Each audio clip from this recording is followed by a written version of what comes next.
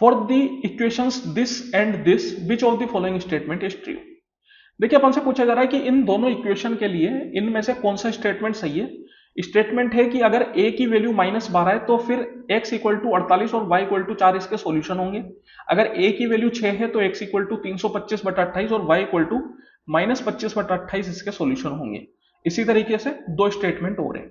तो यहाँ पे सबसे पहले तो अपन को a की वैल्यू पुट करनी पड़ेगी। तो यहाँ पे देखिए a की दो वैल्यू दे रखी है, एक तो है -12 और एक 6। तो सबसे पहले मैं क्या करता हूँ, -12 ही पुट करके देख लेता हूँ, क्योंकि कोई ना कोई तो पहले करनी ही पड़ेगी। -12 कर लेते हैं। तो a इक्वल टू -12 मैंने पुट करा। तो यहाँ पे देखिए ये बन गया -12x प्लस 12 का स्क्वायर, -12 का square 144 plus 1 145, y equal to 4।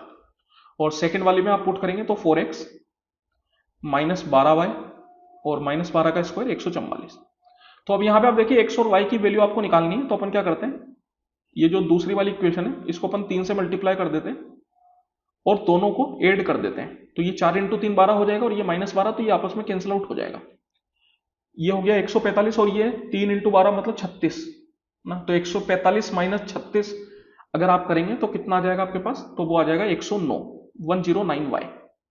This is equal to, और 3 × 144 तो देखिए 140 × 3 हो गया 420, 4 × 3 12, तो 420 + 12 मतलब 432, और उसमें अगर मैं ये 4 जोड़ूंगा तो 436। तो 109 का सीधा सीधा 4 बार में चला जाता है, मतलब y इक्वल टू आ गया 4। अब यहां पे अगर मैं देखूं ऑप्शन नंबर 1 में, तो a इक्वल टू -12 के लिए जो सॉल्यूशन होने चाहिए वो x इक्वल टू 48 और y इक्वल टू 4 होने चाहिए। तो यहां पे आप देख सकते हैं y इक्वल टू 4 तो अपने आ गया। अगर x इक्वल टू 48 भी आ जाता है तो अपन कह सकते हैं कि अपना ऑप्शन 1 ही आंसर हो जाएगा, बाकी को चेक करने की जरूरत ही नहीं रहेगी, क्योंकि केवल सिंगल करेक्ट ऑप्शन क्वेश्चन है, एक ही ऑप्शन सही हो सकता है। तो अब बस अपन को x के लिए और चेक करना है। तो y इक्वल टू 4 दोनों में से किसी में भी आप पुट कर दीजिए। जैसे यहाँ पे मैं दूसरी वाली में पुट कर देता हूं, तो 4x - 12 × 4 इक्वल टू 144। 4 से पहले तो कैंसिल आउट ही कर देते हैं सब जगह। तो 4 × 3 12, 4 का 6 बार में 24, तो x इक्वल टू आ गया 36 + 12 दैट इज इक्वल टू 48। तो देखिए यहाँ पे पहला वाला ऑप्शन अपना सेटिस्फाई कर गया, x इक्वल टू 48 और y इक्वल टू 4 सॉल्यूशन आने चाहिए थे, जो कि आ चुके हैं। इसका मतलब पहला ही अपना सही आंसर है, तो बाकी को चेक ही नहीं करेंगे।